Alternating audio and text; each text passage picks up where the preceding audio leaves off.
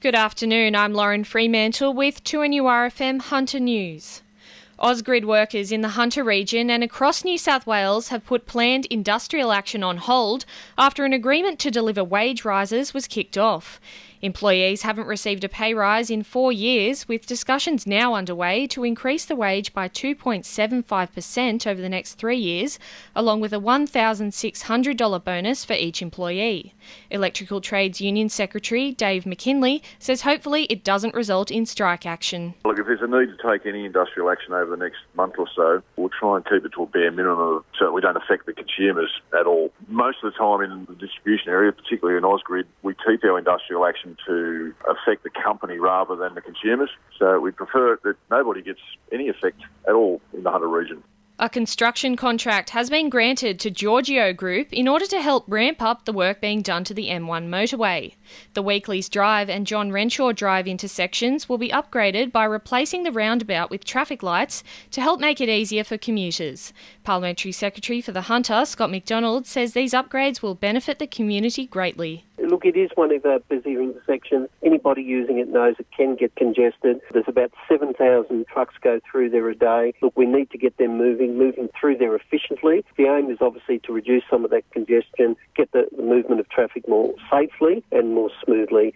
Work on Toronto's $4.1 million streetscape master plan has entered its final stages. Stage 7 and 8 will begin next week, with the construction of new footpaths and stairs, as well as improved lighting and landscaping already complete.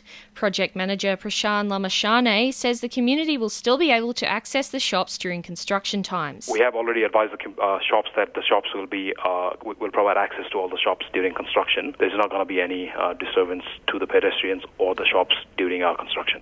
Wallsend MP Sonia Hornery has today joined Shadow Minister for the Environment Penny Sharp at the Shortland Wetlands today to celebrate World Wetlands Day. Wetlands are important for the environment, providing protection from erosion and flooding, along with habitat for many animals and plants. Sonia Hornery says the state government should take action to protect sites such as the Shortland Wetlands. We're looking at the state government, and today is a good day to remind the state government that they need to renew the New South Wales wetland policy, which hasn't been updated in 8 years. The New South Wales government should be considering the enhanced protection of not only, of course, the wetlands centre here locally, our Hunter wetlands, but Menindee Lakes. After travelling all the way from Africa in the lead up to the Commonwealth Games, the Queen's Baton will pass through Newcastle tomorrow morning. The baton contains a message of peace written by Queen Elizabeth herself and will be opened at the Games opening ceremony on the Gold Coast in April. Novocastrian refugee advocate Diana Santelban is among the 26 locals taking part in the relay and says the Games help bring people of all different backgrounds together. Being part of the Commonwealth Games, to me, is just good fun. It's good. It's a good challenge to look at who we are and where we're all going. And if you think of all the Commonwealth countries around the world, there's a lot of Commonwealth countries with quite significant challenges, and they're, part of our lives. So, yeah, I love the whole idea of being part of this baton relay. Sport for our sponsor PRD Nationwide East Maitland. Former Jets hero Ray-Lee Dobson returns to face her old club with Melbourne City as they aim for the last final spot. The Jets are already through, but City need a result from the match to stave off a charge from Canberra United. Dobson says the fact she's up against her former club only adds to the last round drama. Ben Simmons' 76ers finals chances have been dealt a massive blow, losing to cellar dwellers Brooklyn.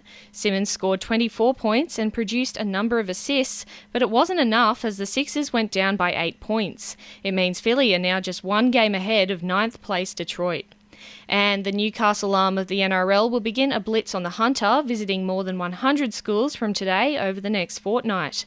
A number of Knights players and coaches will attend local schools in a bid to teach youngsters some skills of the game. 2NURFM News Time is 12:10.